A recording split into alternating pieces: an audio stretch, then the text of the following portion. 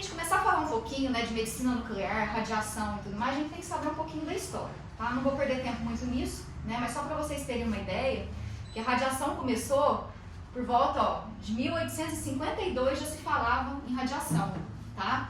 Então nós temos dois precursores na medicina nuclear que são muito importantes, que é o Henri Becquerel, a Marie Curie e o Pierre Curie. Não sei se vocês já ouviram falar, né? Recentemente, inclusive, tem até uma série no Netflix que conta a história dela, né? Da descoberta do rádio, do polônio, né? Então quem tiver a oportunidade de assistir vale a pena, tá? Então a gente tem os primórdios da radiação desde os anos de 1860. Depois veio com Einstein, que faz toda a parte da física que está envolvida, que quem acha que medicina nuclear não tem física, tá? É mentira, a gente está interligado com a física o tempo todo. Às vezes, apesar de não parecer, né? Mas a gente trabalha o tempo todo com a interação da radiação com a matéria. Então, o mais importante, né, é a gente saber isso aí. Então, vocês sabem, quem nunca ouviu falar de medicina nuclear aqui? Ou já ouviu, mas não sabe o que é? Não? Todo mundo já ouviu? Já? Então tá bom, menos mal. É algo que a gente dá que ninguém nunca ouviu, né? Então assim, a medicina nuclear, gente, é uma especialidade, né, médica, que muita gente acha que não é, mas nós somos uma especialidade médica, tá? E que a gente vai fazer os exames de cintilografia com fim diagnóstico e terapêutico, tá? Então a gente tem alguns exames para fazer os diagnósticos e a gente tem a área da medicina que a gente está, nuclear, que está caminhando cada vez mais para isso, que a gente chama de área de teranóstico, que é a medicina nuclear fazendo tratamentos, tá? Para diversos tipos de tumores, né? Então, os nossos exames chamam cintilografia. Então, a cintilografia do que vocês querem? Eu preciso saber o órgão de estudo, tá? O próprio nome já fala, o paciente ele fica cintilando, ele fica brilhando, ele vai emitir uma luz para o equipamento e a gente tentar enxergar o que está acontecendo, tá? Então, a nossa fonte de radiação é o paciente, tá? E com isso a gente consegue ver como que esse medicamento está sendo metabolizado.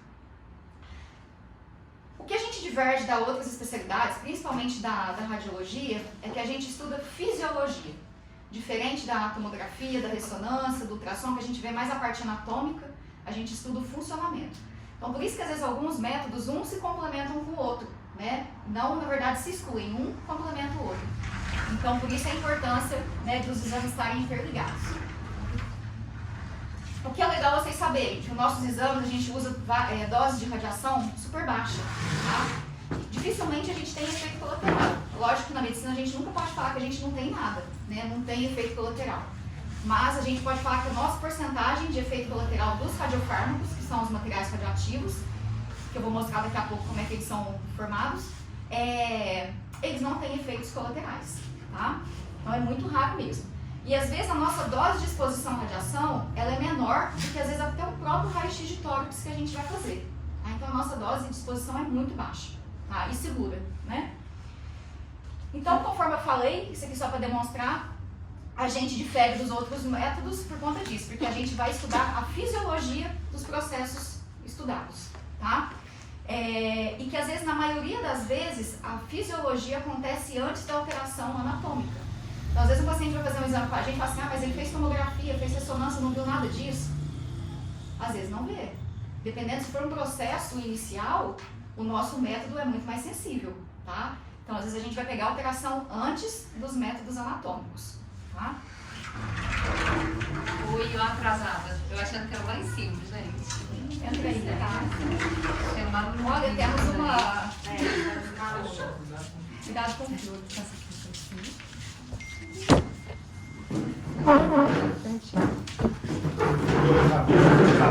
Eu conheço. Formamos junto, quase. Ela é um ano, 2 na minha frente, né? É, um ano, você vai fazer o mesmo? Formei com o Eugênio. Vixe. Então, para vocês entenderem como é que funcionam os nossos exames, né? A gente trabalha com os materiais radioativos, então toda semana a gente recebe esse gerador de tecnésio, tá? Então esse gerador é o que emissor da radiação. Então é ele que a gente vai extrair o tecnésio.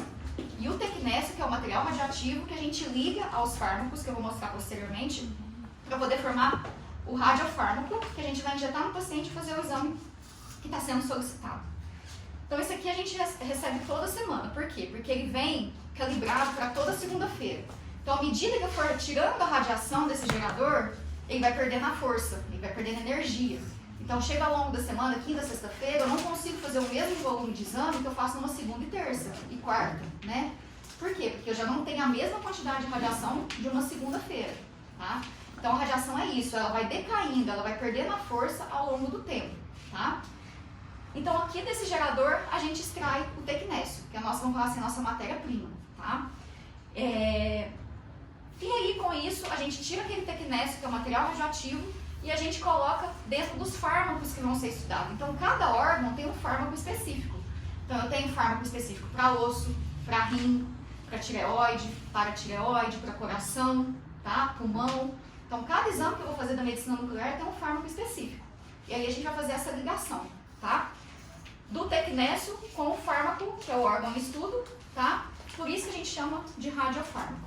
A porção radioativa, mas o fármaco não radioativo vai formar a substância radioativa. E é isso que a gente vai utilizar para poder fazer os nossos exames. Tá chegando mais gente.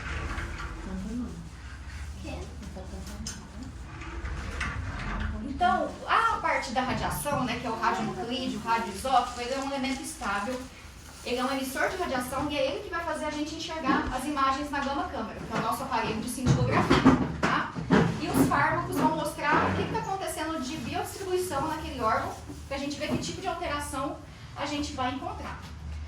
Todo material radioativo, todo que a gente queira medir, quantificar, saber quanto que a gente tem esse curiômetro, tá? Então, é como se fosse a nossa calculadora radioativa. Então, a gente põe um tirou de tecnésio ali dentro e a gente mede, olha, eu tenho X de radiação. Desse X de radiação, eu vou fragmentar para quantos pacientes que eu tenho no meu período de agenda? Eu tenho 10 pacientes, eu tenho 11 pacientes. Então, dessa radiação, eu vou fracionar para esses pacientes, tá?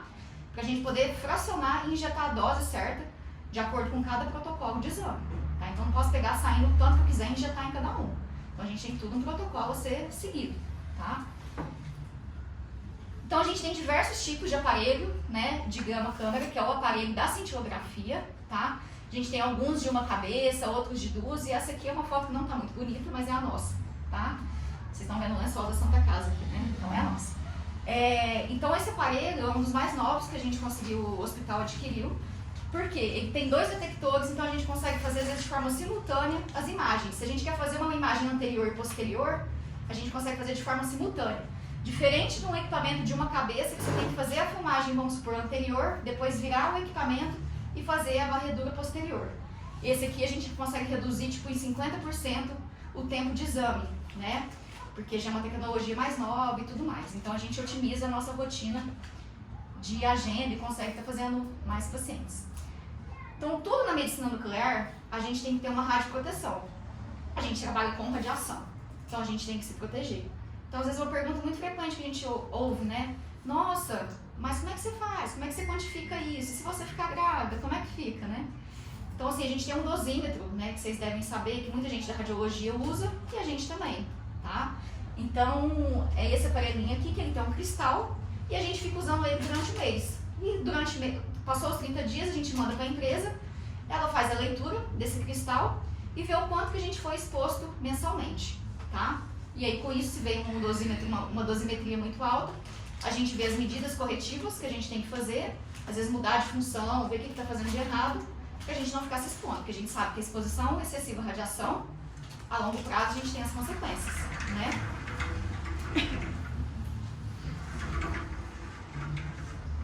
Então, só para a gente, essa figura eu queria mostrar para vocês que o que é diferente, né, do raio-x, da tomografia e da ressonância, que quem emite a radiação é o próprio equipamento. O nosso é o inverso. A nossa maior fonte de exposição é o paciente. Então, o paciente que está irradiando. Então, ele vai ser filmado, então ele vai mandar as informações para a máquina, tá? Então, é o mecanismo inverso. Então, o que a gente não pode ficar, às vezes, no setor, que o paciente está ali fazendo exame, a gente fica batendo papo, conversinha, não dá. Por quê? Porque senão a gente está se expondo de forma desnecessária, né? Então, a gente tem que se proteger em relação a isso. Então, conforme eu falei, a gente tira o tecnésio, né? Daquele gerador que a gente recebe toda semana. Então, o tecnésio é o que a gente faz a maioria dos nossos exames. Então, ele é o mais utilizado e o mais importante, ele tem uma meia-vida de 6 horas. Então, vamos supor, a cada 6 horas ele vai metade daquilo que a gente injetou no paciente. Então, como a gente usa dose baixa, em 6 horas depois ele vai ter metade daquilo que a gente injetou, então é muito seguro. E rapidamente ele vai ser eliminado pela urina, tá?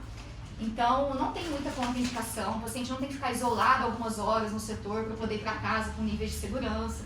Se tratando de tecnécio, é muito tranquilo, o paciente vai, faz o exame, se estiver tudo bem, sem nenhuma intercorrência, vai para casa, tá? Diferente de outros medicamentos que a gente tem, que é o iodo e tudo mais, que são outras características que eu não vou entrar, que não é a finalidade da aula, que aí sim tem algumas restrições, tá? Mas do tecnécio é bem tranquilo. E ele faz essa composição, né, que a gente consegue tirar ele do gerador e marcar vários fármacos. Por isso que eu pus até nessa listinha aqui. Oi, tudo bem? Entra aí.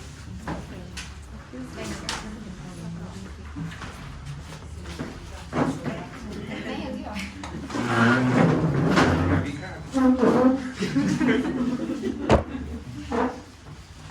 Então vocês podem ver nessa tabela que eu coloquei que a maioria dos nossos fármacos eles são ligados com o 99-MTC, que é o tecnécio, tá? Então ele é bom por conta disso, ele permite a gente fazer vários tipos de exame, né? Então é uma radiação que a gente tem de fácil acesso, né? E que dá para fazer os exames de forma diariamente, tá? Diferente desses últimos aqui, ó, que vocês vão ver que ele não é marcado com tecnécio, eles já têm as suas características próprias, né? Então esses aqui, eles já vêm, quando a gente precisa usar, eles já vêm radioativos de São Paulo, que tem um órgão lá em São Paulo que produz esses materiais, né, que é o IPEN, que é um Instituto de Pesquisa de Energia Nuclear. Então dependendo do tipo de material que a gente solicita, dependendo do tipo de exame, esse material ele já vem radioativo, tá? E aí a gente só pega e injeta no paciente e faz o protocolo do exame. Agora, com o tecnécio a gente faz diariamente. Esses medicamentos aqui, eles têm que ser programados, têm que ser agendados, né, Aldir? A gente às vezes passa uns apertozinhos aí, mas a gente consegue estar fazendo, tá? Então, o que é mais importante? Na medicina nuclear, cada radioisótopo, radiofármaco que a gente trabalha, cada um tem a sua característica fisiológica, cada um vai distribuir no organismo de uma forma, tá? Então a gente tem que saber o que é normal para saber o que é anormal, né? E cada um tem a sua meia-vida própria. Então a maioria dos medicamentos é de 6 horas porque são marcados com tecnécio. Mas a gente tem o galho 67, que a meia-vida é de 78 horas. A gente tem o talho, que a gente usa muito para diagnóstico de viabilidade do coração, que é de 73 horas. A gente tem o iodo, que a gente usa para tratamentos de tumores de tireoide, que a meia-vida é de 8 dias, né?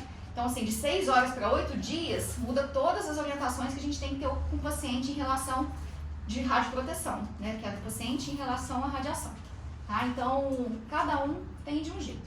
Então, como que funciona a nossa rotina? Os meninos lá, eles preparam, né? Tiram o tecnécio do gerador, faz a preparação do radiofármaco. Aí o paciente vai ser encaminhado ali para a sala da enfermeira para fazer anamnese, colher história, conferir pedido. Aí nós vamos fazer a administração desse radiofármaco dentro do... Tem mais lugarzinho.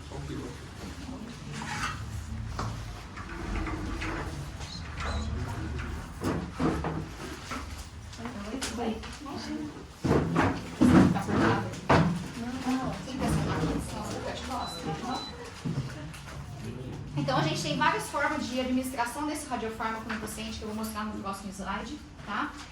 Depois que esse paciente é injetado, dependendo do tipo de protocolo do exame, né, que tem alguns que eles recebem o medicamento, fazem imagem de imediato, outros eles têm que aguardar de 2 a 3 horas para fazer as imagens, né? Então cada exame tem seu protocolo específico.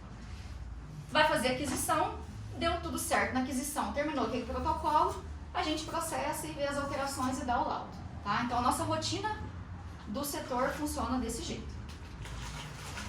Além da administração endovenosa, a gente tem a administração via oral, que é no caso do iodo, tá? E a administração inalatória, que a gente usa para fazer a cintilografia de inalação e perfusão pulmonar, que é um dos poucos exames que a gente ainda não está fazendo, tá? Por conta do radiofármaco que a Anvisa suspendeu, então a gente até agora não conseguiu. E então é um dos poucos exames que a gente não está fazendo. Então a gente tem essas 3 vias de administração. Então assim, temos diversos tipos de cintilografia, né? Eu tentei focar o que eu acho mais importante dentro da área de vocês, né? Porque se vocês for verem na lista aqui, ó, se vocês contarem, dá mais ou menos em média uns 40, 45 tipos de exame que a gente tem dentro da especialidade, Tá? Então, demanda aí várias aulas, né? Só que eu tentei filtrar um pouco para poder ver o que isso tem de mais utilidade na rotina de vocês. Então, vocês verem que tem 2 listas aí, né? De exames que a gente faz. Então, nossos exames são, na maioria das vezes, né, são muito simples, né, a gente usa baixa radiação, a gente estuda fisiologia, conforme falei, e raramente a gente vai ter efeito colateral. Na parte que eu enfoquei aqui, que é mais nessa região gastrointestinal, né, se vocês forem tendo alguma dúvida, vocês vão me perguntando, raramente é bom dos nossos exames é por conta disso, é que ele não precisa de preparo. O pouco preparo que precisa, às vezes, é um jejum, coisa simples, né? Então, não precisa de igual uma coluna, uma endoscopia, que às vezes precisa de um preparo um pouquinho mais rígido, os nossos exames não, tá? A gente tem aquela dificuldade, às vezes, assim, por ser criança, né? Criança agitada. A gente não trabalha com sedação, tá? Isso eu acho que é importante vocês saberem. Raramente, exceto se for uma criança, assim, muito agitada, que fala assim, não tem jeito, a gente tem que fazer o exame sedado. Mas na maioria das vezes a gente não seda, porque como a gente está estudando fisiologia, a gente quer saber o que está acontecendo naquele momento. Se o paciente sedado, ele às vezes talvez não vai agir o órgão da mesma forma. Às vezes vai ficar uma coisa mais lentificada e tudo mais. Então, às vezes, se for um estudo de quantificação, que a gente queira quantificar o que está acontecendo, então, às vezes, isso pode atrapalhar um pouco, tá? Então, a gente tem que trabalhar com a criancinha de vocês, porque a gente tem que mobilizar, tem que amarrar, né? A criança fica gritando o tempo todo do exame, mas a gente faz, né? Dói? O exame? É. Não, porque geralmente é um acesso venoso, tá? Geralmente é um acesso venoso. Às vezes assim, não, nada. Às vezes tem essas intercorrências de... Às vezes tem essas intercorrências de não conseguir pegar o acesso de primeira, né? Então, às vezes tem que ir ali, às vezes furar o paciente 1 ou 2 vezes, né? Às vezes a gente tem isso. Mas falar assim que o medicamento dói, que arde, que queima, que cai cabelo, né? Porque às vezes tem muita gente que fala assim, nossa, na radiação, é tipo uma quimioterapia. Não, gente, não tem nada a ver. Então, assim, é muito tranquilo mesmo, tá? Então, pra quem tá chegando agora, talvez perdeu, acho que eu já falei pela 3ª vez, medicina nuclear estuda fisiologia, tá? A gente tá estudando o funcionamento do órgão estudado, tá certo? Diferente dos outros métodos anatômicos. Então, eu selecionei alguns exames aqui. Se vocês lembrarem, talvez, de mais alguns, vocês podem perguntar, mas eu acho que eu abordei todos. Pra gente falar um pouquinho de protocolo e mostrar algumas imagens, né? Porque eu acho que o que vocês querem ver é a imagem, né? E pra gente poder demonstrar isso melhor. Então, dentro da pediatria, o que a gente tem, né? A gente tem a cintilografia de refluxo gastroesofágico. Nós temos a cintilografia de aspiração pulmonar. A cintilografia de esvaziamento gástrico líquido, tá? A cintilografia de sangramento gastrointestinal, a cintilografia para pesquisa de divertícula de Meckel, a cintilografia renal estática, DMSA e o DTPA, a cistocintilografia direta e a parte da oncologia, que são as cintilografias com o MBG, tá? Então, eu vou falar um pouquinho de cada um, mostrar algumas imagens e aí a gente vai discutir. Então, como eu falei, nossos exames são simples, né? Então, vamos começar por ele. O refluxo gastroesofágico, como que a gente faz? A única coisa que a gente precisa é de um jejum prévio. Tem alguns exames que eu tô falando aqui na pediatria, mas a gente também faz em adulto, tá? Dependendo da condição, da clínica e tudo mais, a gente também faz em adultos. Às vezes a gente só precisa do jejum, tá? Então a gente usa uma dose muito baixa nesses exames para poder fazer, tá? Só para poder enxergar, às vezes, o caminho, a luz do órgão que está sendo estudado. Então, no caso aqui que a gente quer estudar, o refluxo, né, como que funciona? A gente usa, nós temos 2 tipos de radiofármacos que podem ser usados, que é o fitato ou o estanho, tá? Então, a gente pede, vamos supor, para a mãe levar 2 mamadeiras, né?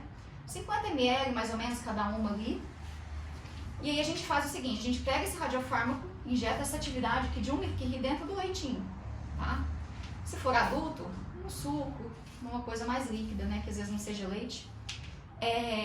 A criança toma o leite marcado e depois a gente dá outra mamadeira com leite não marcado. Pra quê? Pra poder chegar tudo no estômago e não ficar o trajeto, né? A criança tomou, a gente já vai deitar ela de imediato, tá? Então, todos os exames, infelizmente, a gente tem que fazer deitado. A criança não entende, então tem que fazer deitado e amarrado, né? E aí a gente começa as imagens dinâmicas. E geralmente, no caso do refluxo, a gente gasta em torno de 30 minutos. É mais do que suficiente para saber se uma criança tem alguma área positiva ou não, tá? Então aqui eu trouxe algumas imagens. Então o que a gente vê aqui? O estômago, tá? Então aqui é a radiação que chegou no estômago.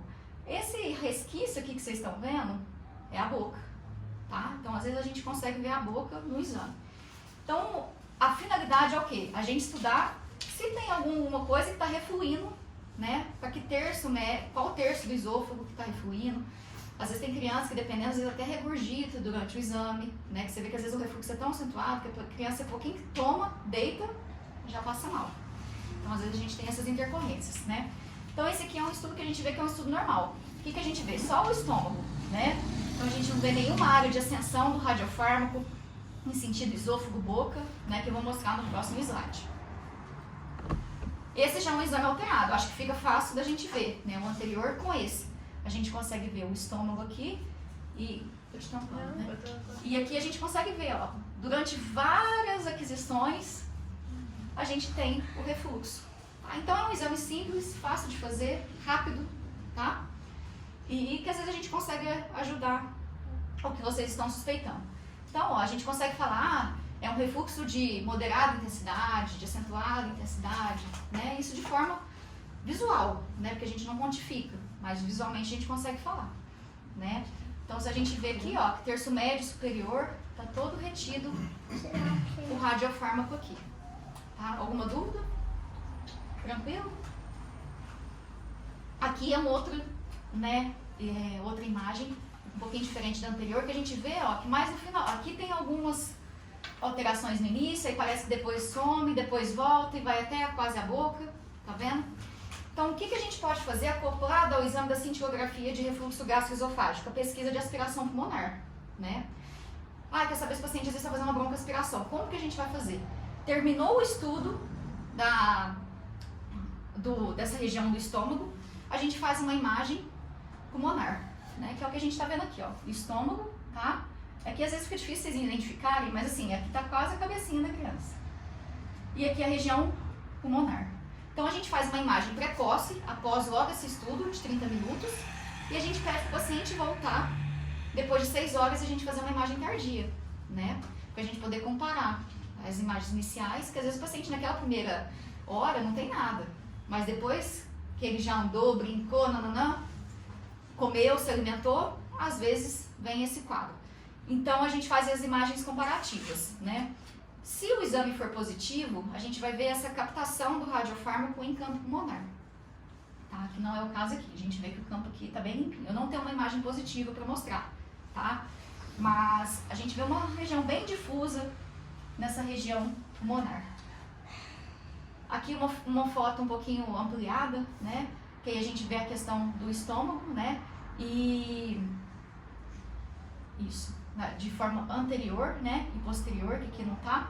E aí a gente consegue ver que nessa região aqui, ó, tá toda limpinha, tá? Então a gente consegue ver se o paciente broncoaspirou ou não nesse meio tempo. O próximo exame, esvaziamento gástrico líquido, tá? Então a gente pede o quê? Para o paciente também, jejum, quando for criança, de 4 horas, se for adulto um pouquinho mais. A gente tem 2 tipos de exame. Tem o gástrico líquido, que a gente faz mais comumente em crianças. E a gente também tem o gástrico sólido, que eu não coloquei aqui porque a gente faz mais em adulto, tá?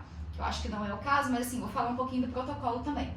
E os alimentos semissólidos. Então a gente faz mais ou menos a mesma coisa do exame anterior. A gente pega a radiação, tá? E vai colocar, às vezes no leite ou no suco, né? Só que aí a gente agora vai estudar com enfoque só o estômago. A gente quer saber como que está a motilidade dele, se ele está esvaziando em tempo normal ou não, tá? O tempo de imagem é um pouquinho mais demorado, em média de 60 minutos, porque a gente vai fazer uma quantificação desse traçador, né, no funcionamento do estômago. E a gente tem 3 tipos de fármacos que a gente pode estar usando para fazer o exame. Então aqui, esse aqui é um paciente nosso, inclusive, tá, que a gente fez há pouco tempo. Então o paciente foi, tomou o suco de laranja e deitou lá por 60 minutos e ficamos fazendo imagens dinâmicas, né, que são imagens sequenciais. Então a gente vê o medicamento todo retido no estômago e ao longo do tempo, o que a gente vê? um esvaziamento, né? Que a gente começa a ver um pouquinho de alça intestinal e a gente percebe que aqui do final para o início esvaziou. Mas será que esse esvaziamento foi eficaz, né? Foi adequado? Foi em tempos normais? Então é isso que a gente faz uma quantificação depois. E essa quantificação acontece desse jeito, a gente fazendo uma curva, a gente seleciona a área do estômago, tá? Por todo o tempo de imagem que foi feito, e aí a gente faz uma quantificação. Então o que a gente espera de um exame normal? Que ele tenha um esvaziamento maior do que 50% em 1 hora, tá? Essa paciente tem 53. Só que o que ela tem um pouquinho de alterado? Esse tempo aqui, ó, de T-meio, que é o tempo que o alimento leva, né, para poder decair pela metade a radiação ali onde a gente está fazendo as imagens dinâmicas, ele está um pouquinho aumentado, de 56 minutos, sendo que o normal é de 20 a 40, tá? Então o que a gente percebe? Apesar de ter uma porcentagem eficaz, mas ainda está um pouco lentificado essa metabolização, tá?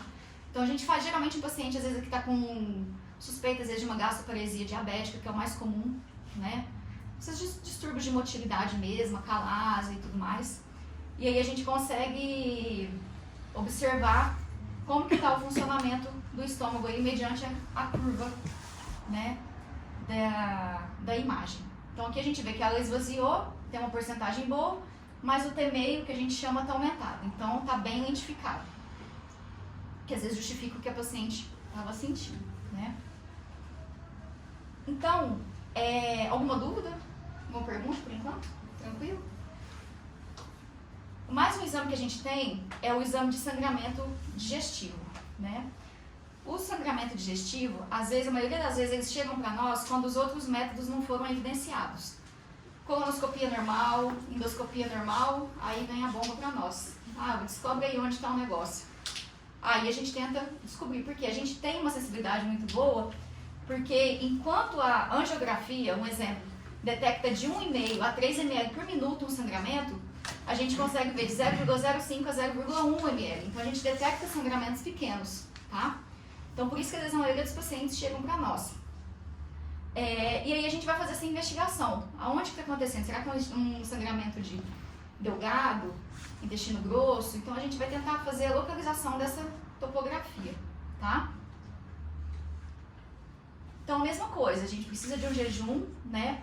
Aqui é um pouquinho diferente como é que a gente faz o método do exame, que é uma marcação que a gente chama de in vivo. A gente pega o fármaco puro, sem radiação, o fármaco puro, e dilui ele no soro, né? E injeta no paciente. Depois de 20 minutos é que a gente só vai injetar o tecnésio, que é a radiação que vem lá do gerador. A gente só injeta depois de 20 minutos, para poder fazer a ligação na cadeia da hemoglobina e a gente enxergar aonde está tendo o sangramento. Então a gente faz um pouquinho o inverso. A gente injeta o fármaco que a gente chama de frio, não radioativo, e depois injeta a radiação. E aí vai fazendo as imagens. Esse exame é um pouquinho trabalhoso, porque pode ser que a gente acabe ele em poucas horas, mas pode ser que às vezes o paciente tem que voltar até 24 horas depois e a gente não descobriu o foco do sangramento. Então a gente tem essa alternativa dele voltar no outro dia, para poder ver que às vezes nesse tempo que ele estava ali conosco, a gente não conseguiu detectar. E passou um tempo maior, né, positivou. Recentemente a gente teve um caso desse. O paciente só quase positivou, né, Samuel? Quase no final do exame, tá? E nas imagens de 24 horas é que a gente conseguiu definir o ponto do sangramento. E a gente também tem a hemorragia digestiva ativa. Esse aqui é quando o paciente literalmente está sangrando na hora e a gente faz um exame mais curto. Eu geralmente não gosto muito desse, porque às vezes influi em vários fatores. Eu prefiro mudar o radiofármaco, fazer um estudo mais longo e ter certeza do que eu estou vendo, porque eu vou fazer esse paciente por mais horas, do que às vezes eu fazer esse estudo mais curto por 1 hora e falar assim, nossa, não achei onde está. E esse eu não tenho a chance de ficar fazendo imagens tardias e tudo mais por conta do metabolismo do radiofármaco, que é diferente. Então, geralmente a gente faz esse estudo mais demorado. A gente tem uma sensibilidade maior, estuda o paciente por mais tempo, tá? E é mais assertivo. Então, aqui o que a gente vê? A gente vê um estudo, né, aqui normal, a gente sempre começa pelo normal, para depois a gente tentar entender o alterado. Então, a gente vê aqui a aorta, as ilíacas, e a gente vai tentar achar alguma coisa nessa região de hipocôndrio esquerdo e hipocôndrio direito. Então a gente está vendo a imagem de forma anterior, tá, gente? Então às vezes confunde um pouquinho o que é direito e esquerdo nosso.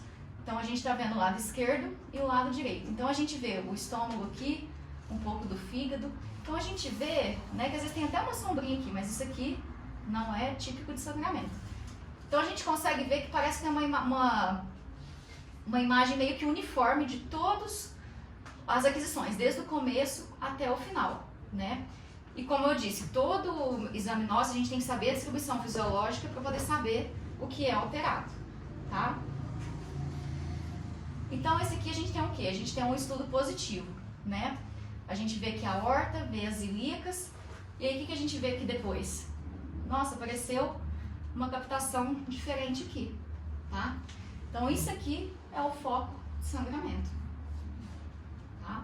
Então às vezes o que às vezes a gente fica um pouco mais de dificuldade é às vezes falar intestino grosso, intestino delgado, mas às vezes pela topografia a gente consegue ver, né? Ou pelo menos sugerir, não tem como a gente bater o martelo, mas pelo menos a gente consegue falar, ó, tá do lado direito, mais região inferior, mais superior, né? Topografia, vamos supor, de cólon ascendente, transverso, descendente, ou região, se for mais aqui, de jejum, se tiver uma captação mais interna, né? Então a gente consegue sugerir a região de sangramento. Aqui outra imagem também, a gente vê bem, olha, trajeto da alça, né? Então, que a gente geralmente na medicina nuclear a gente faz várias imagens dinâmicas e a gente vai vendo o metabolismo, o funcionamento do que está acontecendo no paciente naquele momento, tá? Então, aqui é outro exame positivo, só que nessa região de hipocôndrio esquerdo. Divertículo de Meckel. Não sei como é que é a rotina de vocês têm muita, né, suspeita e tudo mais. Esses dias eu acho que eu fiz uma paciente sua, né? Esqueci o nome dela. Manuela. Né? Você já viu o resultado? Ainda não. Negativo. Ah, é? Boa notícia. Você sabe por quê? Porque depois a gente discute sobre ela. Mas fiz essa semana, Foi sexta-feira.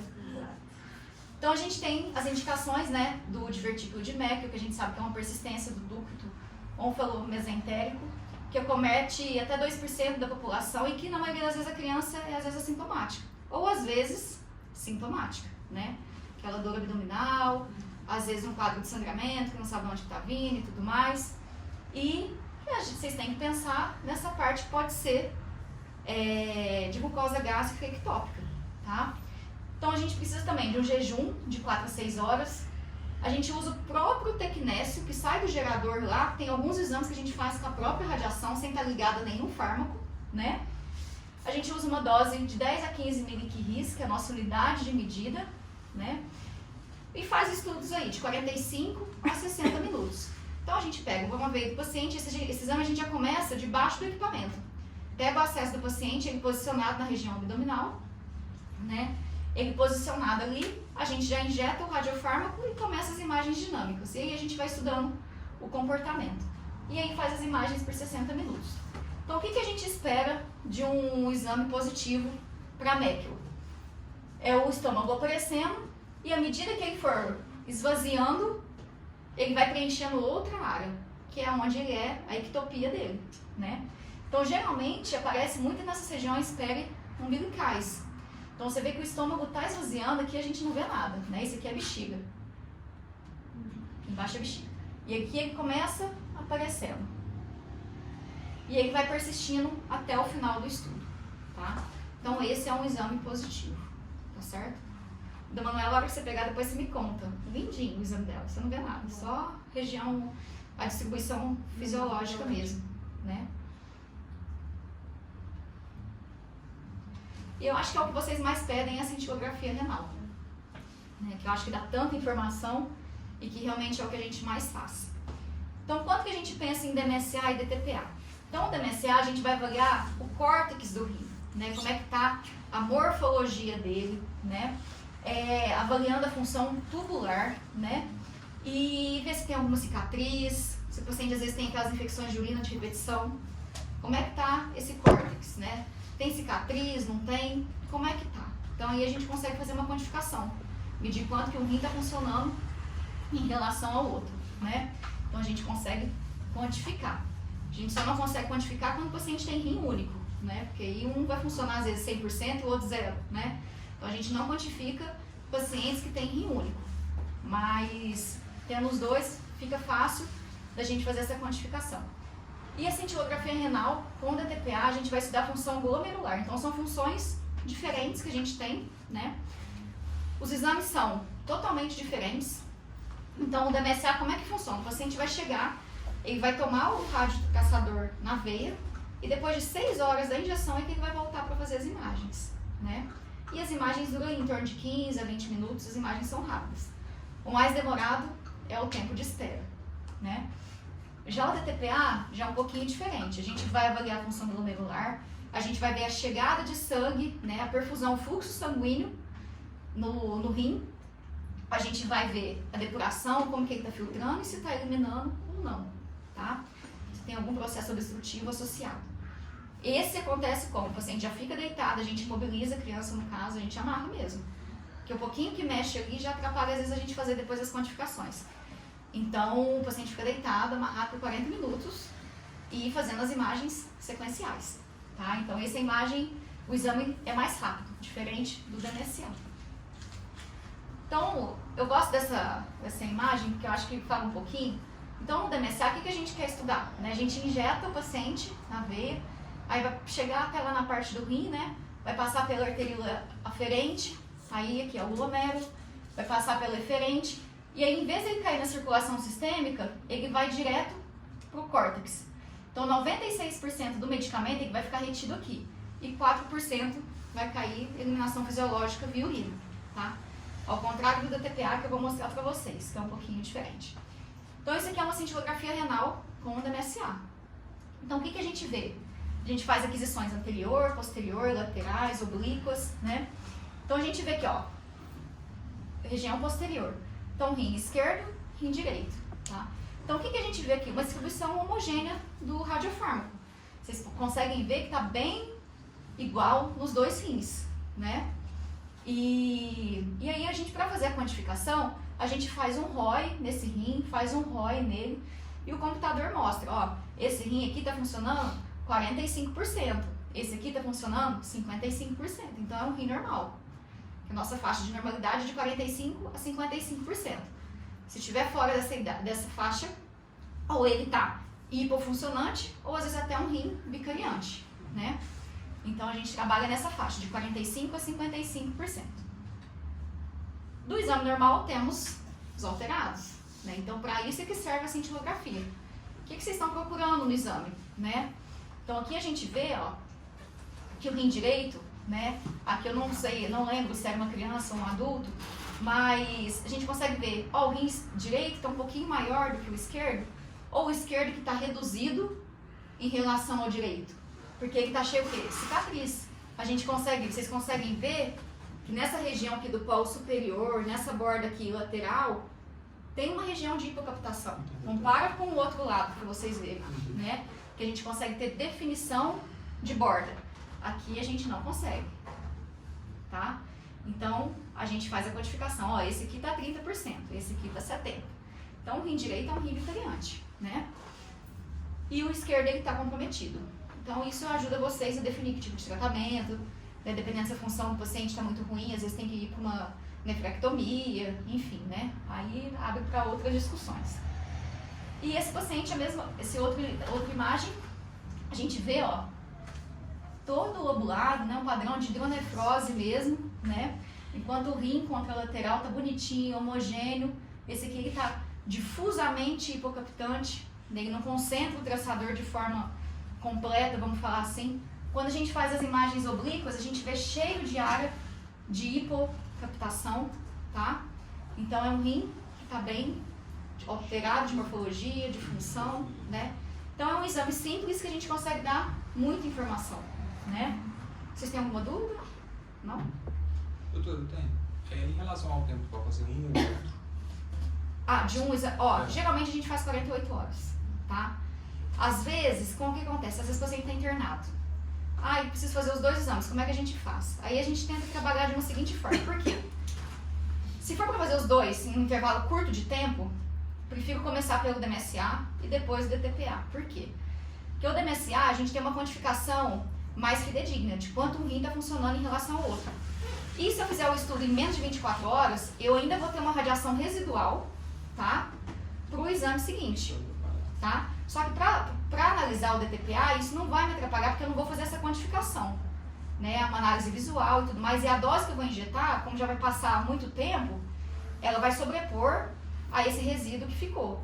Mas então, assim, quando o paciente está internado, a gente tenta trabalhar dessa forma, né? Mas, rotineiramente, a gente faz o exame, geralmente a gente faz a DTPA numa quarta e o DMSA numa sexta-feira. Então, 48 de intervalo entre as imagens, 48 horas, tá? Mas se for um caso específico, aí a gente começa sempre pelo DMSA. Mais alguma pergunta? Assim, onde eu fiz residência, a gente sempre pegava, às vezes, uns casos de uns recém-nascidos com alguma indicação dessas cintilografias renais e a gente esperava até 3 meses para pedir. É protocolo aqui também? Não que seja um protocolo. Assim, era sempre uma discussão. Você é uma discussão, você sabe por quê? Por conta da maturidade renal mesmo, maturidade renal, né? exato. Então, assim, às vezes você quer saber alguma coisa, mas dependendo do que você quer saber, a gente consegue. Às vezes é uma morfologia, às vezes o que está acontecendo acontece em a gente fazer um período mais curto, às vezes a quantificação está um pouquinho alterada também, por conta dessa maturidade do rim. E às vezes por conta dessa imaturidade, na verdade, né? Isso. Da imaturidade renal, às vezes a gente pode perder um pouco, assim, de às vezes ver uma cicatriz, né? De ver algumas coisas, assim, que pra vocês são importantes. Sim. Então esse tempo aí é um tempo seguro que a gente pede, né? Mas tem exceções. A gente já fez exames com paciente, assim, com 30 dias de vida, né? E que era super alterado e que deu para poder ajudar o médico. Pelo menos para saber, aquele rim é legal, aquele rim não é, isso aí a gente consegue falar. Às vezes vai atrapalhar um pouquinho em questão de cicatriz, quantificação, mas em questão de tamanho, morfologia e tudo mais, a gente consegue falar, né? Mas aí tem esse tempo sim, né?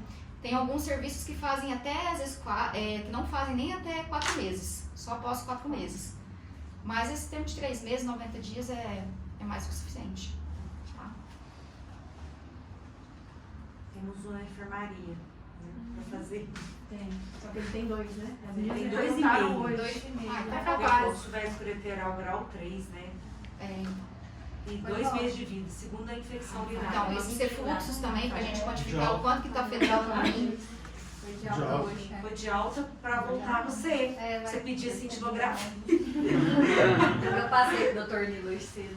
Esse presentinho do Dr. Nilo também. Então a gente tem, né, mas assim, precisou fazer, a gente qualquer coisa de estudo, vocês ligam, a gente troca uma ideia, dependendo do que for o caso, tá? Às vezes faz, depois compara, né? Faz agora, vamos supor, tá internado, a gente faz e depois passa alguns meses, a gente repete, vê o que mudou, né? E agora falando um pouquinho do DTPA, que é diferente do DMSA, a excreção é 20% na urina e 80% vai para a circulação sistêmica, tá? Então é diferente do DMSA, que vai concentrar totalmente ali nos túbulos, né? Então o DTPA, o que a gente quer de informação? É como que o rim está funcionando também naquele momento. Então o paciente já fica deitado e a gente quer ver a chegada de fluxo, né, nos rins. Então se a gente conseguir ver naquele primeiro minuto os 2 rins, a gente consegue ver que o quê? Que ele tem uma perfusão boa, né? O fluxo de sangue é normal nos 2 rins. Dependendo do paciente, às vezes tem um fluxo que é diminuído num rim, mas preservado no outro. Então isso já diz muito o que a gente vai ver depois posteriormente, para ver se aquele rim está funcionando legal ou não. Então a gente consegue ver nesse exame, que é um estudo normal, os rins bem simétricos, né?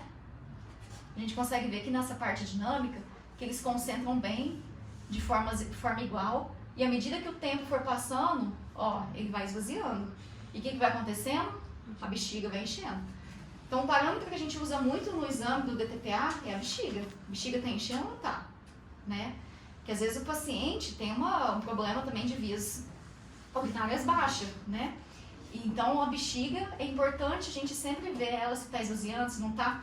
E às vezes a gente consegue ver se o paciente ainda tem um refluxozinho, né?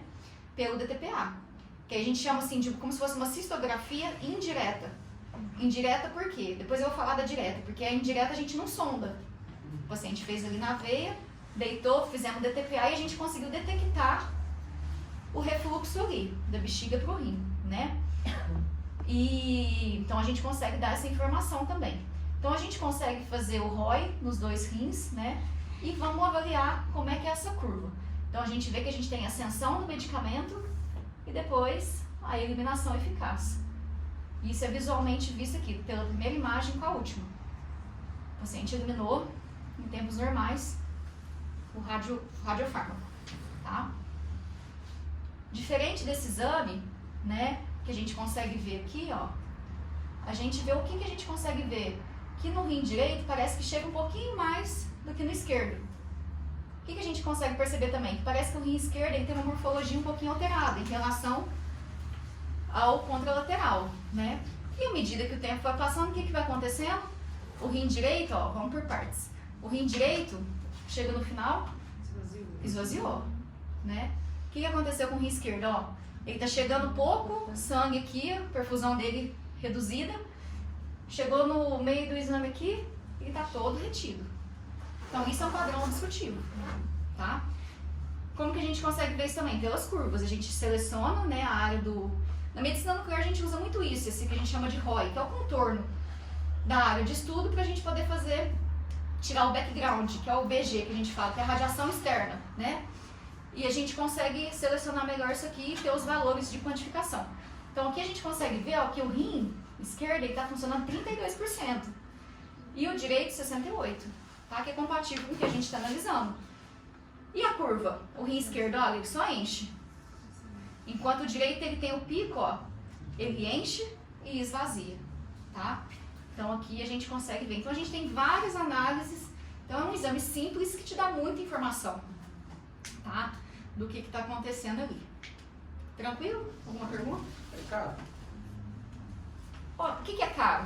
Depende. O que é caro? Mas assim, um exame de cintilografia renal, um exemplo, na faixa de R$500. Os dois? Não, O valor caiu muito. Pra você diagnosticar a obstrução. Eu imaginei que Já seria teve que fazer mais de R$1.000. Foi? Já teve paciente que eu pedi que foi fazer no Dimem, Ribeirão, era mais de R$1.000. Mas aí é os dois, né? Cada um. Cada um. Agora foi cair o valor. Já? Sério? Não agora. É, porque os exames de medicina nuclear, eles não são muito caros. Por isso eu te perguntei o que é caro, né? Não, mas Porque assim, Ultrassom é 250, É. 300, Uma tomografia é isso. operador dependente. tem tudo não isso, sei operador se por independente. ter mais centro fazendo o exame caiu. Não sei. Não, assim, até porque assim, Antigamente só eu tô tinha perguntando, Ribeirão. porque a gente tem tabelas de diferença. É porque antes, assim, a Dimem, pode falar, né? Mas a Dimem, assim, é uma referência em medicina nuclear. Então, assim, se você for pesquisar, inclusive, qualquer tipo de exame da nossa tabela com um deles é sempre o duplo, né? Talvez seja. Mas é por conta do nome mesmo. É. Tá? Mas em questão, assim, de tabela, de convênio, essas coisas, então eles estão pegando a mão pesada. Porque, teoricamente, essa... Seria valorizado. É. Mais ou menos. Tá? Pra você ter ideia, a gente faz esses exames pelo SUS. É o custo, né? Isso é particular, um exemplo, tô te falando particular. O SUS a gente paga para trabalhar. O custo, né? Talvez o custo seja igual e aí pelo nome, pelas coisas. E o povo paga, né? E, então, assim, pelo SUS, vamos supor, um DMSA, um exemplo, se não me engano, acho que a gente recebe hoje em torno de R$210. Entendeu? É muito pouco, né? Só que nisso tudo a gente pensa, os exames são baratos, só que a nossa estrutura da medicina nuclear é muito cara. Porque, vamos supor, um gerador desse, a logística é super cara. Um gerador desse que a gente recebe por semana, só pra vocês terem uma ideia, é R$3.000 por semana. Cada viagem que o moço vem pra trazer pra mim no final de semana é mais R$1.000, entendeu? Então a gente tem que fazer muito exame, pelo menos pagar o custo. Então a nossa estrutura é muito... vamos pedir, gente, vamos ver. Então assim, a nossa estrutura é muito cara, né? Os exames que pagam, e eles pagam, o SUS paga muito pouco. Eu não imaginava. A gente lê literatura e acha que é uma coisa muito não palpável. Da especialidade, né? Da necessidade de pedir, Por isso que a da gente acessibilidade, conversou, que você fala assim, nossa, é um exame Pra paciente grave. paciente grave. Não vai... A máquina em si tem... Porque você coloca a bomba do lado, coloca... Não, a influencia. questão é assim. Podemos fazer exames em gestante? Podemos. Qual que é o risco-benefício? Primeiro, nós vamos pesar.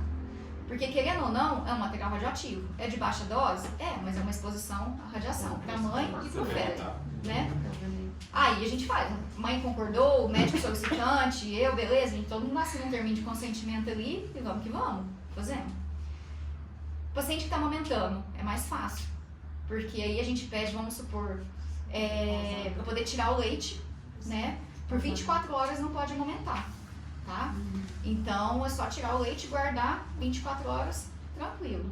Agora a exposição à grávida que a gente fica um pouquinho mais... Não, eu falei grave, paciente grave. Grave? É grave. Desculpa, eu entendi grávida. Porque assim, pela acurácia dos exames, às vezes o custo-benefício se levar, tem bomba, né? Tem transporte do paciente, posso falar a verdade? Cada coisa que chega pra gente lá, que a gente faz. Às vezes né? a gente já pede pouco, né?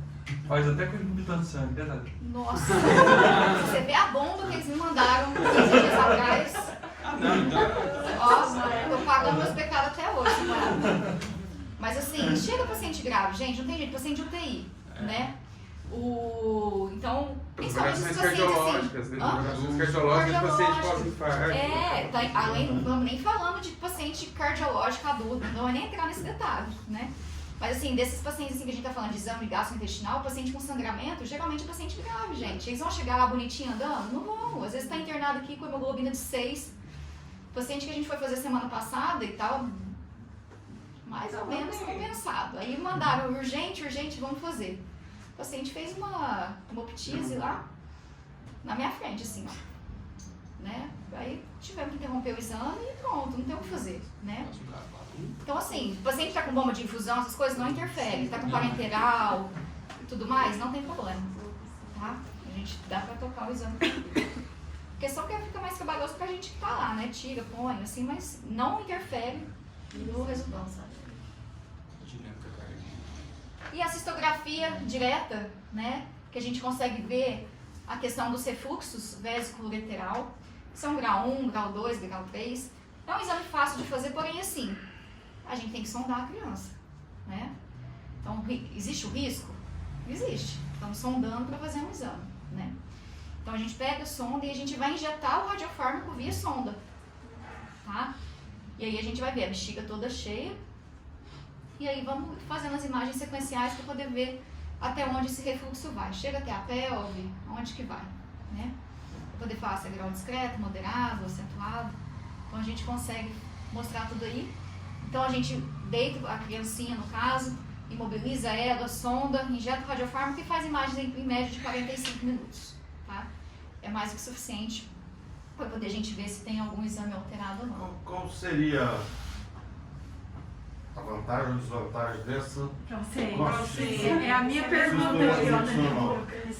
Olha, Tem praticamente que cateterizar. todo jeito. É. Só muda o jeito que é feito. Um é pelo veio raio-x, que você vai ver mais a parte anatômica ali e tudo mais, e aqui a gente vai estudar a fisiologia.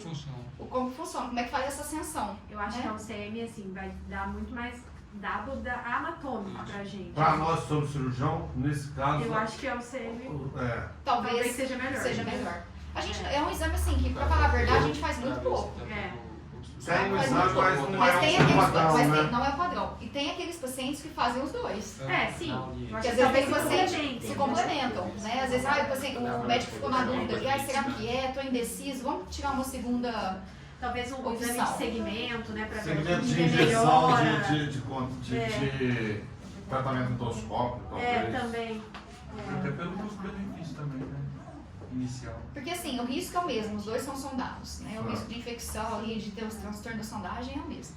A questão é só a formação da imagem, né? Que são mecanismos diferentes, né? Mas acaba dando às vezes a mesma informação. E quando o paciente tem um refluxo muito grave, você consegue ver nos dois métodos, né? E aqui a gente não vê. Então nessa imagem aqui a gente vê, ó, a gente tem a bexiga aqui, ó, então a gente vê um refluxo, olha que bonitinho esse. A gente vê um refluxo bilateral aí, né? E mais acentuado à direita. Então aqui a gente consegue ver, né? E atinge até a pelve, até lá em cima. Então esse é um exame super positivo, né? E aí, por último, né? Quase não sei nem se eu passei da hora aqui, mas a gente também tem a parte, como tudo na medicina nuclear, a gente não trabalha só com pacientes, a gente trabalha vamos falar assim, meio a meio. 50% paciente oncológico e 50% pacientes não oncológicos, né? Então a gente está aí meio que nesse divisor. Então, o exame que a gente tem, que é o MBG marcado com o iodo 131, tá? Que é pra gente poder ver o quê? Que esses tumores, aquelas crianças, às vezes que tem algum tipo de suspeita de tumores da crista neural, tá? Suspeita de neuroblastoma. A gente usa também o MBG não para só neuroblastoma, mas para feocromocitoma, alguns outros tipos de tumores. Então a gente consegue fazer esse tipo de imagem para fazer diagnóstico e tratamento, tá? Aqui a gente ainda não faz tratamento com MBG, mas quem sabe às vezes no futuro próximo, né? Às vezes tem hora que a gente tem que se arriscar, né? E tendo paciente a gente acaba fazendo. Então a gente consegue, como que funciona para fazer o MBG? Então além das indicações que eu falei, né? Feocromocitoma, que é mais em adultos, neuroblastoma, que eu acho que é mais a rotina de vocês, né? A gente também faz para tumor carcinoide e medular de tireoide. E no caso de hiperplasia da medula adrenal também. Muito menos comum, mas tem indicação. Esse medicamento, o MBG, ele tem que ser encomendado. Então, às vezes o paciente está internado, eu não consigo fazer de um dia para o outro, tá? Infelizmente, tem alguns medicamentos que eu tenho um calendário de produção que eu tenho que respeitar. Então, às vezes eu quero pedir um exame hoje. Então, às vezes eu vou conseguir fazer só daqui 15 dias, tá? E esse é um deles. Como é que eu vou fazer? Vou manter o paciente internado só para esperar o resultado desse exame? Dá para ter condições de alta, fazer ambulatorial? Né? Então a gente às vezes tem que discutir essas questões. E por ser um medicamento, né, que é a meta-iodobenzoguanina, que é o MBG, marcado com iodo 131, a gente tem que fazer um preparo na tireoide do paciente. Porque ele é marcado com iodo. E o iodo sozinho, na medicina nuclear, a gente faz cintilografia de tireoide, tá? A gente faz tratamento para hipertiroidismo, de Plummer e de Graves. Então a gente tem que fazer o bloqueio nesse paciente que não tem nada a ver com a tireoide, para a gente não causar um segundo problema futuramente, né? Então a gente faz o preparo, né, com iodeto de potássio ou Lugol, dependendo da disponibilidade, faz esse bloqueio. A criança começa a tomar o xarope tipo 5 dias antes do exame e continua por mais 5 dias depois, tá? E às vezes a gente tem que ver quais tipos de remédios está tomando e tudo mais, porque tem alguns medicamentos que interferem na captação desse MBG marcado com iodo, tá? Então esse aqui é um MBG, né? A gente faz a varredura, a gente faz imagens de 24 e 48 horas. Então injeta o medicamento, tá? O paciente volta para casa ou volta para o quarto, faz imagem de 24 e depois 48 horas. E aí a gente compara. Então, como tudo na medicina nuclear, a gente tem a distribuição fisiológica. Então, a gente tem que saber o normal para saber o que é anormal. Então, esse aqui é um paciente com neuroblastoma, tá? Esse aqui é a imagem com o MBG. Então, a gente vê, ó, uma importante captação nessa região abdominal, né? Muito acentuada, né? E o que a gente consegue perceber? Que esse paciente, além do tumor primário, ele já tem uma alteração óssea à distância, né? Que aqui a gente vê essa região de quadril, né? Provavelmente porque aqui está mais quentinha, essa região de articulação de joelho também, essa parte do fêmur. E às vezes a gente ainda pode complementar com uma cintilografia óssea. Nem tudo que a gente vê no MBG a gente vai ver na cintilografia óssea, tá? Então esse paciente, a gente vê algumas alterações ósseas, mas a hora que ele vai fazer a cintilografia óssea, além da alteração nessa região, tá vendo que está bem mais assimétrico do que o lado direito, a gente tem o quê? Arco costal, tá? Então às vezes os exames se complementam, às vezes tem que fazer o MBG mais uma cintilo óssea, tá? Para poder complementar. E o mais bonitinho, vocês viram, né? A cintilografia de criança é desse jeito. A gente vê todas as epífises de crescimento, diferente do adulto que já não tem. Então até 16, 17 anos ainda a gente pega essas epífises de crescimento, tá? Mas é um exame bonitinho, né? A mãozinha assim, ó. Aqui é um outro paciente também, né? Que tem um neuroblastoma aqui. E que aí a gente vê a cintilografia óssea, mas que não tem grandes alterações, né? E em casos mais assim de adultos que tem suspeita de feocromocitoma, a gente consegue ver porque esses pacientes são fáceis até às vezes de operar, porque porque geralmente esse feocromostoma fica acima das adrenais, né? Então, às vezes fica fácil de localizar e fácil de operar. E o paciente que está com pressão muito alta, difícil controle, metapinefrinas nas alturas, né? E o médico suspeitando de feocromocitoma, a gente tem esse método para poder tentar ajudar. Eu não sei se é fácil operar, não. Ah, tem uns cirurgiões que arriscam, hein? Não, opera, mas não sei se é tão fácil, não, dependendo. Pertinho da aorta. Mas é que foi como geralmente não adere tanto, né? Ele fica Fica mais mais isoladinho, solto, mais sai mais soltinho. fácil. Porque ele é benigno, né? Ele pesa, então ele realmente... Ele não vai É ótimo, na hora que você tira a pressão, Já vai lá embaixo. é uma maravilha. choca na sala, choca na sala. Você já fez uma Você já fez? fazer residência de cirurgia geral. Cara, nossa, a pressão do cara foi lá em cima, lá embaixo, em um segundo, assim, o anestesista louco. Mas deu certo. Igual deu certo. Tirando. Então, assim, encerrando um pouquinho essa parte da pediatria, né, a gente tem que fazer propaganda dos outros exames também, né? Porque vocês não cuidam só de criança, tem pai, mãe, vovó. Então, assim, a gente está interligado a várias especialidades médicas, né? Como diretamente de vocês, a pediatria. A gente trabalha com a cardiologia, a endócrino, né, a nefro, a uro, os oncologistas em geral, né? Então aqui não dá para falar todos os exames, nem vou entrar, porque não é finalidade da aula, mas só pus umas imagens só para vocês verem. Porque às vezes vocês já viram em algum lugar e falam, nossa, isso eu já vi, né? E então coloquei só algumas imagens rapidinho para não demorar muito. Então um exame que a gente faz muito, cintilografia do miocárdio. O Dr. Aldir falou, né? Então assim, a gente faz muito pacientes às vezes com suspeita de infarto, aqueles pacientes de risco intermediário que não vão direto para o cateterismo, eles vêm fazer um método funcional com a gente, tá? Porque é um método não invasivo, né? Mais barato, né? E a gente consegue ver a perfusão das principais artérias do ventrículo esquerdo. Então a gente consegue fazer os cortes, né? Tanto da etapa de repouso quanto de estresse, e a gente vai comparar se o paciente está com alguma isquemia, né? Alguma fibrose que já pós-infarto, para poder quantificar o quanto aquele miocárdio está em risco ou não, tá? A cintilografia óssea, né? Aqui eu coloquei um exame de um adulto, só que normal, diferente desse aqui, que a gente chama de paciente dálmata, né? Que é o paciente todo metastático, tá? Então, você vê que é bem diferente os padrões, né? Arco costal, região de bacia, coluna, tá inteiro. Essas regiões de fêmur. E, então, é um exame normal de um metastático. Então, a gente faz muito.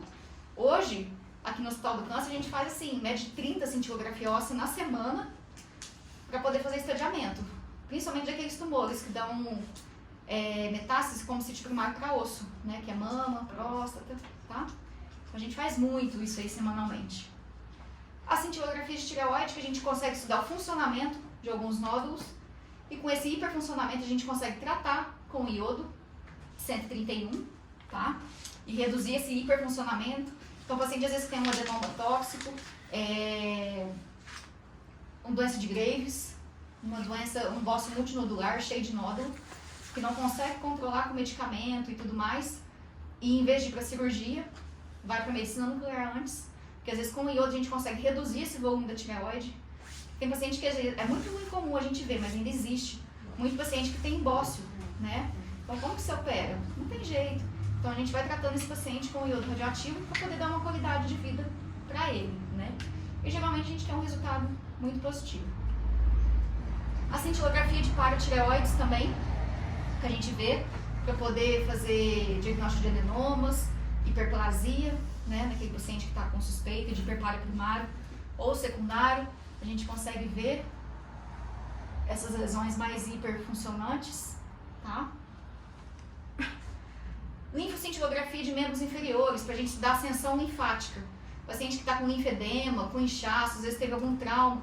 Aí será que o fluxo daquela perna é normal? Então a gente faz. Só que sempre a gente faz dos dois membros. Não adianta às vezes pedir, quero linfocintilografia da perna direita. A gente vai fazer da direita e da esquerda. A gente tem que comparar os dois lados para poder entender o que é normal do que é o anormal no metabolismo do paciente, tá? Então aqui a gente vê, ó, que por mais que ele teve ascensão toda aqui para a região inguinal dos linfonodos, mas no início não aparece nada. Então ele já tem uma drenagem linfática prejudicada, lentificada, apesar de que com o tempo o exame ficou subiu, né? A gente não tem nenhuma, vamos falar assim, nenhuma assimetria de lado, que um lado esteja pior do que o outro. Ele só tem uma ascensão lentificada, tá? Então a gente tem também esse tipo de exame que dá para fazer tanto em membros inferiores quanto superior. Então os pacientes saem xingando a gente, mas tá tudo certo. Porque a injeção é dolorida. Você faz a injeção, no caso da mão, né? Do polegar bem aqui no meio, e do indicador. No pé a mesma coisa, entre o álipes e o segundo dedo. Então é uma injeção legal, né? Por mais que a agulha de insulina e tudo mais, mas acaba incomodando um pouquinho. E a gente faz muito aqui no Hospital do Câncer as linfocintilografia para pesquisa de linfonodo sentinela para câncer de mama, né? Ou para melanoma também. Então a gente vai tentar localizar esse linfonodo. Então a gente tem um equipamento que chama Gamma Probe, e esse equipamento ele fica no centro cirúrgico, né? E os mastologistas ou cirurgiões utilizam ele para poder retirar esse linfonodo que foi demarcado antes. Então antigamente nos câncer de mama fazia aquele esvaziamento axilar extenso e tudo mais. Então com essa técnica a gente retira 1 ou 2 ali para a amostra. Se o paciente estiver com linfonodo positivo, aí é outra conversa, aí já faz o esvaziamento axilar. Mas se ele vier com uma axila negativa, né, evita aí um linfedema, né, as complicações pós-esvaziamento, certo? E muitos outros tipos de exame.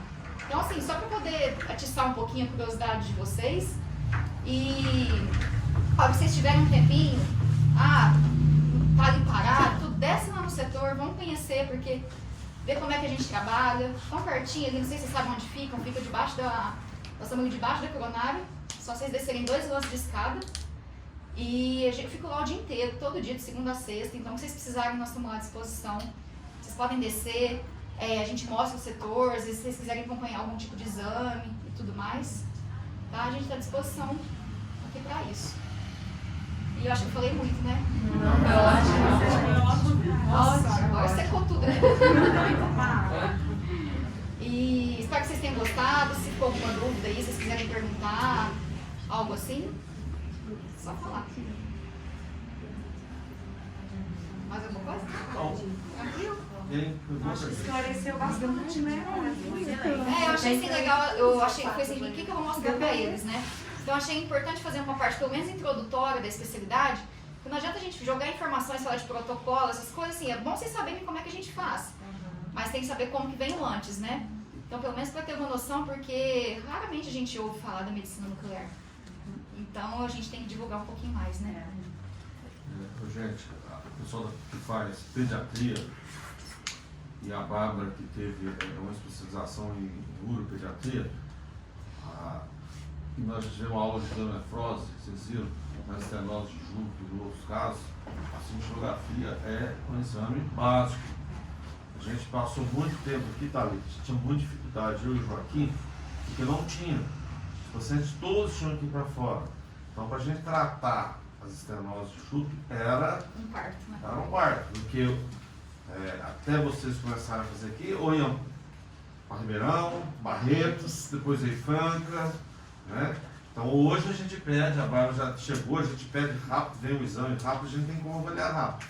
E não tem. Então o pediatra tem que conhecer isso aí, porque muitas vezes, uma coisa a gente está trabalhando junto aqui, a gente está discutindo junto, mas às vezes o paciente vai com vocês e vocês vão ganhar tempo naquele encaminhamento daquele paciente, sabendo já o que vai direcionamento, né? E assim, são exames simples, são fáceis de fazer, não tem muito segredo, né? Então assim, exposição baixa, radiação, então não são exames nefrotóxico, nem hepatotóxico, então rapidamente o paciente é eliminado via urina, então não tem nenhuma consequência, né? Diferente às vezes do contraste, da tomografia, que muita gente tem alergia ao contraste iodado. Uma pergunta que todo mundo, que é o principal, acho que eu estava esquecendo de falar. Muita gente pergunta, medicina nuclear não trabalha com contraste, tá? Então a gente não trabalha com contraste. Contraste é o pessoal da radiologia que gosta, a gente não. Então assim, o nosso são radiofármacos, são material radioativo de pequena dosagem, tá? Então às vezes o paciente chega lá todo eufórico, ansioso, com medo, porque tem às vezes alergia ao iodo da tomografia e acha que é a mesma composição, né? Então, às vezes, vocês que vão solicitar o exame, é bom vocês saberem, ó, não é contraste, é um exame fácil, tal, para passar essa segurança para o paciente também. Thalita, o MEG 3, vocês que trabalham... Não tem mais no mercado. Não tem mais. Não tem. Mas vocês usavam, não é? Olha, você sabe que desde quando eu fiz a residência, já não tinha mais. Não tinha. Não tinha mais. Então, a gente sempre trabalhou assim com o DTPA e o DMSA mesmo. O MAG 3 sempre ficou em segundo plano.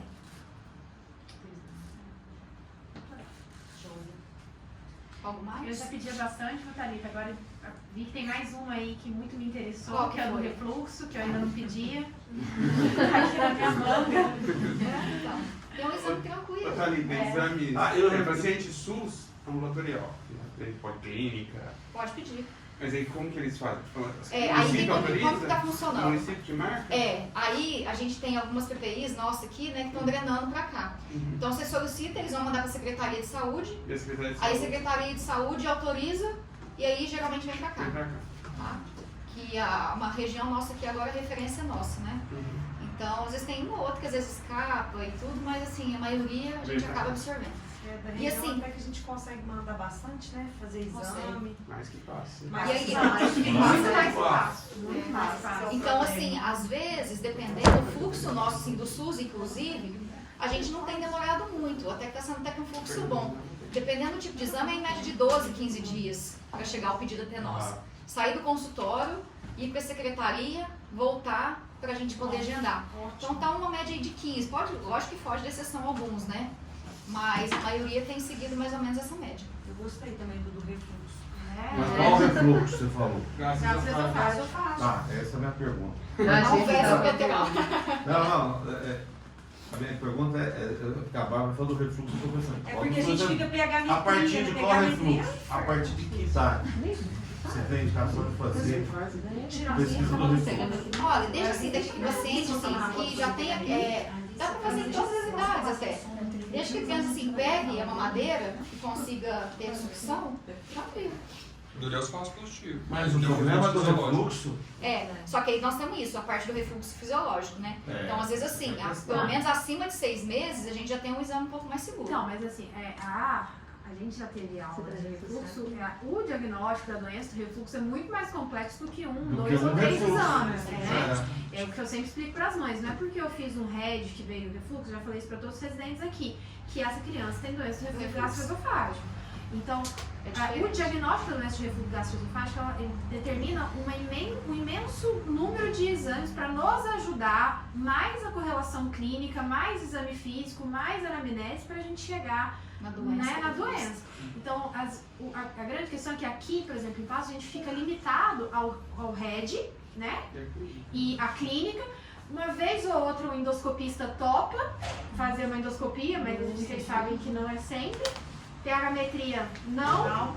A impedânciometria também não temos, então é mais uma coisa para ajudar, entendeu? Então, Às vezes precisa fazer uma tríade aí, né? isso, Pra poder ver que é se. pra você Uma coisa é ficar fazer mais às vezes embasado. uns episódios isolados, uma coisa é ter o diagnóstico da doença do refluxo, né? Porque assim, Aí, muitas totalmente. vezes a Até pra ver gente... se microaspira ou não. Se essa prefiro questão não da microaspirar, você, microaspiração é tem, muito você boa. pode ser mais conservador, se está aspirando, tem que operar de exatamente. qualquer forma. Tudo isso Exatamente. é Então, uma geralmente a gente né? sempre faz, né? Pesquisa de refluxo, dependendo, mais a aspiração.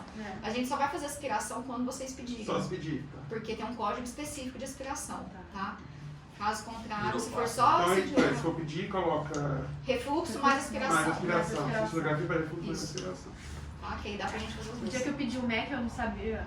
O DMSA do TPA, eu sei o nome, né? Eu escrevi, falei, cintilografia abdominal para diurético de média. Depois Dá entender certo, certinho. né? Certinho. Não sabia o nome. Nós tivemos um menino com MEC que eu teve que mandar para Verão. Sangrava, né? Ele sangrava muito. Ele era... Mas não chegamos a fechar o diagnóstico. Não, aí Ah, foi então lá, não tinha fechou. como fechar. Foi lá, aí Não, foi mas não é lá. aquela sua menina, não. Não, aquela eu acho que menina hoje fez que- cintilografia também, fez, mas não deu, não foi? Não, deu normal. Deu Eu normal. acho que hoje, desde quando nós começamos, Ela aqui fez nesses duas dois, eu acho vezes. que nós fizemos 2 ou 3 métodos. Sarou. Muito pouco. Genuinamente. Eu tenho uma que sangrava e revirou. Aí fez a sentiu, depois Fez a sentiu, ela pagou uma e depois lá na HC fizeram de novo. Não acreditaram. Deu normal as duas. Deu normal as duas. E sarou sozinha. Ela tinha, era melena. Helena, era melhor. Melena.